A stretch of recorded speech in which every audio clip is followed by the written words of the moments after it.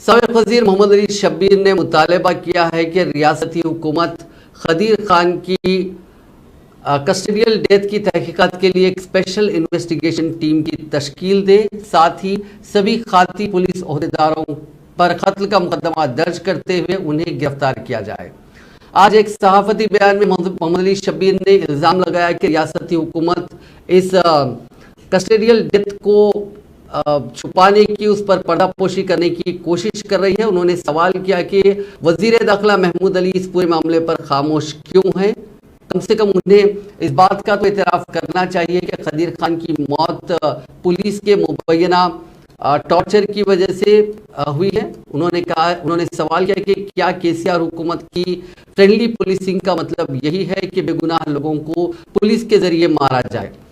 محمد علی شبیر نے کہا کہ خدیر خان کے ساتھ شدید ناانصافی کی گئی۔ پہلے انہیں پرانے شہر کے ایک علاقے سے ایک چوری کے معاملے میں ایک سسپیکٹ کے طور پر شبے کی بنیاد پر انہیں گرفتار کیا گیا۔ انہیں غیر قانونی حراست میں 5 دن تک میدک کے ایک پولیس اسٹیشن میں رکھا گیا۔ ان پر 3rd ڈگری ٹارچر کا استعمال کیا گیا۔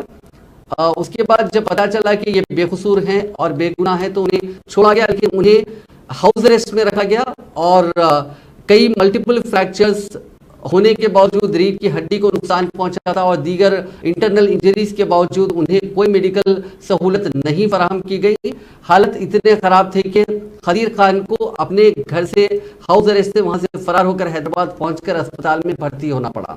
انہوں نے کہا کہ ان سبھی مظالم کے باوجود ریاستی پولیس اپنے آپ کو پیپل فرینڈلی پولیس کہتی ہے اور وزیر داخلہ اسے بار بار ہر تقریب میں سرٹیفکیٹ دیتے ہیں کہ تلنگانہ کی پولیس پورے ملک کی بہترین پولیس ہے۔ ساتھ ہی شبیر علی نے صدر مجلس بیرسٹر اسد الدین اویسی کے سٹینڈ پر بھی سوال اٹھایا۔ انہوں نے کہا کہ اسد الدین اویسی اس پورے معاملے کو لے کر خاموش کیوں ہیں؟